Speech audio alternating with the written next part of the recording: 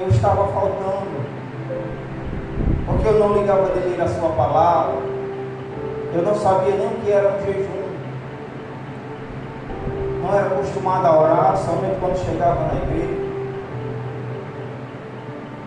Então aquilo foi me entristecendo aos poucos, porque eu via os pregadores, às vezes até o pastor pregava, e todo mundo se alegrava, todo mundo chorava, sentia a presença de Deus, mas eu continuava da mesma forma e eu não entendia o porquê.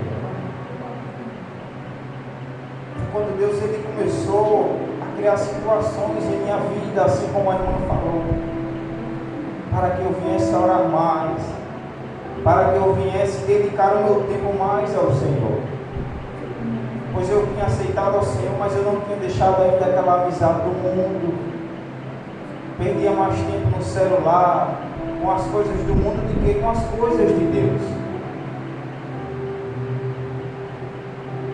Quando a gente lê a Bíblia, em momento nenhum você vai encontrar que Deus ele tem um filho predileto. Ele não tem um filho predileto.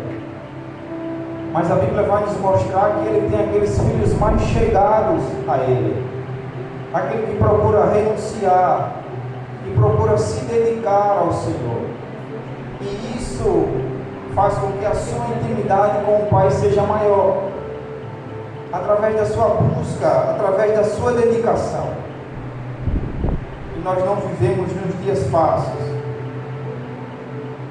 nós vivemos nos tempos em que o inimigo ele não quer mais tirar a gente de dentro da igreja. Ele quer dentro da igreja mesmo esfriar a nossa fé, esfriar o nosso amor, a nossa comunhão com Cristo. E eu estava meditando e fiquei em dúvida em qual palavra o Senhor queria falar nesta noite. E essa foi a palavra a qual o Senhor colocou no meu coração. E ao meditar neste capítulo, nós vemos que dá para ver aqui dois exemplos: uma pessoa frutífera e uma pessoa que não é frutífera ou infrutífera. E a Bíblia ela é bem clara que para ser uma pessoa frutífera tem que estar em Cristo. Aleluia! Tem que viver em santidade, em comunhão, em adoração, procurar mudar verdadeiramente, porque a palavra diz: e conhecereis a verdade, a palavra, e a palavra vos libertará. Como é que eu vou dizer que eu aceitei ao Senhor, eu sou uma nova pessoa? As atitudes, as pessoas vão ver o seu caminhar, o seu dia a dia, o seu modo de falar, de se vestir, o seu testemunho. Quando ninguém estiver lhe vendo, essa vai ser a hora em que você vai mostrar se você é uma pessoa que está dando frutos ou que não está. E nós vemos que nós temos que estar todo o tempo ligado no Senhor, está procurando fazer a sua vontade,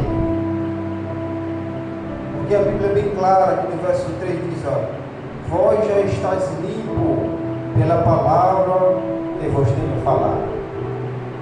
Então quem vai nos limpar e vai nos purificar é a palavra de Deus, é a gente andar em obediência à sua palavra, aos seus mandamentos, aos seus preceitos.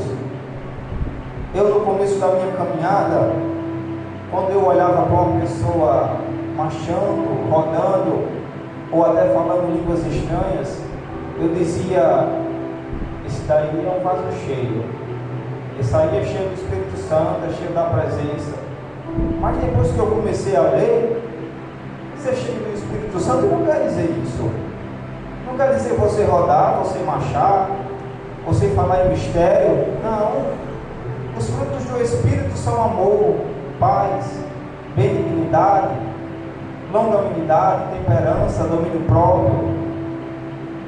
Isso são os frutos do Espírito.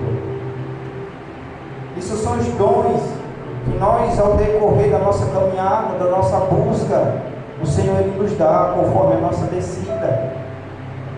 Porque o batismo, ou seja, o falar em línguas estranhas, é um dom, é um revestimento de poder. Ou seja, são coisas que na nossa caminhada a gente vamos aprendendo. E se eu não tivesse tomado uma decisão em mudar a minha vida, a rotina do dia a dia, orar mais, ler mais, procurar estudar a palavra, quando qualquer pessoa chegasse para mim e falasse até uma heresia, eu iria dar ouvido e iria cair, porque eu não sou conhecedor da palavra. Então tudo que chegarem a me falar, eu vou acreditar, eu vou dizer amém, e vou aceitar. Mas o Senhor não quer que você viva assim. O Senhor quer que você mesmo leia. Peça ao Espírito Santo para lhe dar entendimento, para lhe dar um conhecimento da palavra. Porque nós sabemos que a Bíblia mesmo diz: não fois vós que escolhestes a mim, mas eu escolhi a vós. Então, se nós estamos aqui, cada um de nós temos um propósito, temos um chamado para com o Senhor. Seja para louvar, seja para pregar, para ser um pastor, missionário, para ser uma dirigente no círculo de oração. É a nossa busca, é a nossa intimidade com o Senhor. Porque o Senhor Ele não vai colocar à frente de um trabalho ou lhe dar um cargo se você não estiver preparado para exercer. Primeiro o Senhor Ele quer lhe dar experiências. E como é que vem isso? A irmã falou aqui, através da tribulação. A tribulação ela nos dá experiência, esperança. Depois da esperança vem a experiência. Tudo isso decorrer das tribulações, das lutas, das provas do dia a dia, a qual o Senhor nos permite passar, para que a gente venha ser forjado o nosso caráter cristão, para que a gente mesmo venha ver em nós as marcas de Cristo. Tem dia que eu acordo, quando eu não oro, fico por ali, não leio a palavra, eu já me sinto triste, já sinto uma tristeza dentro de mim. Mas quando eu começo a orar, a ler a palavra, ali eu começo a me alegrar, começo a sentir uma alegria dentro de mim, começo a sentir a presença do Espírito Santo, e às vezes eu me pego pensando: Senhor, como é bom sentir a Tua presença. E quanto tempo eu passei desviado, passei distante dos caminhos do Senhor. Mas aquele que aceita o Senhor verdadeiramente e sente a Sua presença, não tem como voltar mais atrás. Ele não sente prazer mais nas coisas do mundo, ele não se alegra mais. Mas quando é liberto, quando a palavra está em você e você está em Cristo, nova criatura você é.